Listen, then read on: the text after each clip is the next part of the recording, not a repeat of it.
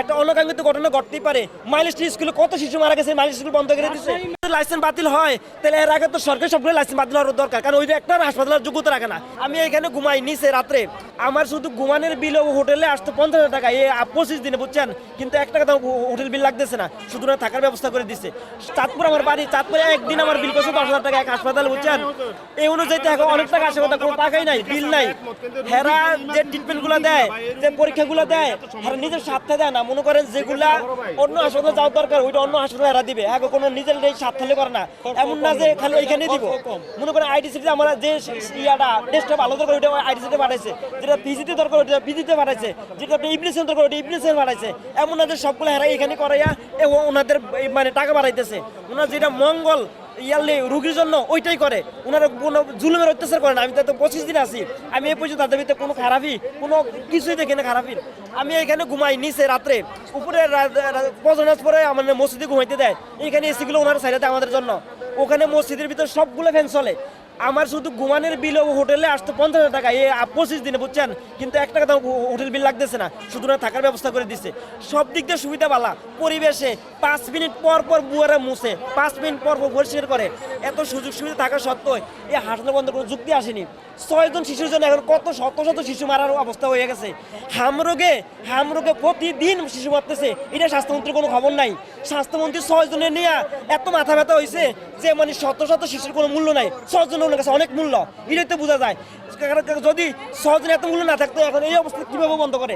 আর এই হাসপাতালটা আমি যখন ঢাকা আসছি 15 বছর পর, আমার বাড়ি চাঁদপুর, আমি যখন আমার মামতুয়ের ফোন দিছি যে 5টা হাসপাতালে গেছি, একটা তো লয় নাই, একটা ভালো হাসপাতালের নাম করে যেটা আমি গিয়ে আমার বাচ্চার ট্রিটমেন্টটা সাথে সাথে পাই। আমার মামতো ভাই আমার আদিনের ঠিকানাটা দিচ্ছে, তখন আমি সাথে সাথে আসছি।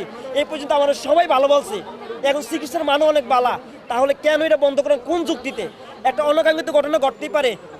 এসির ঘটনায় নারায়ণগঞ্জে কয়েক বছর আগে আপনার মসজিদের ভিতরে কত লোক মারা গেছে, এই জন্য কি মসজিদ বন্ধ করে দিছে? মাইলস্টোন স্কুলে কত শিশু মারা গেছে, মাইলস্টোন স্কুল বন্ধ করে দিছে। 6 জনের জন্য কি হাসপাতাল বন্ধ হয়? এটা কোন যুক্তি?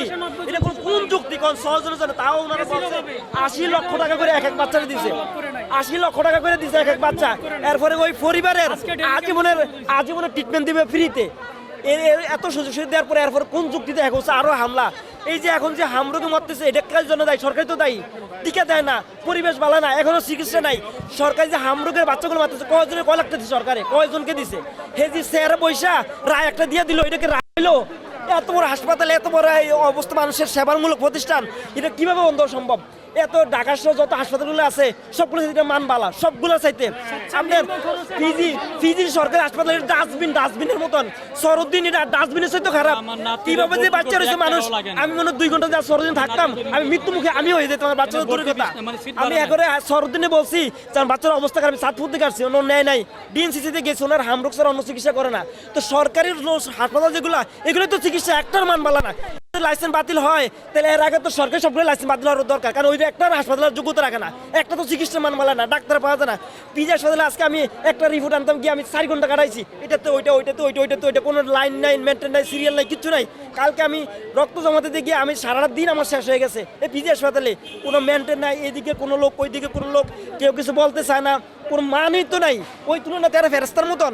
আমি সাতপুর একটা হাসপাতালে আসছিলাম, আমার বাচ্চারা এই যে বাচ্চারা এখানে আছে, রাত্রে 8টা বাজে ভর্তি করেছি, সকাল 8টা বাজে বাড়ি করে লেছি, আমার 5,000 টাকা বিল করছে শুধু ওষুধ সারা।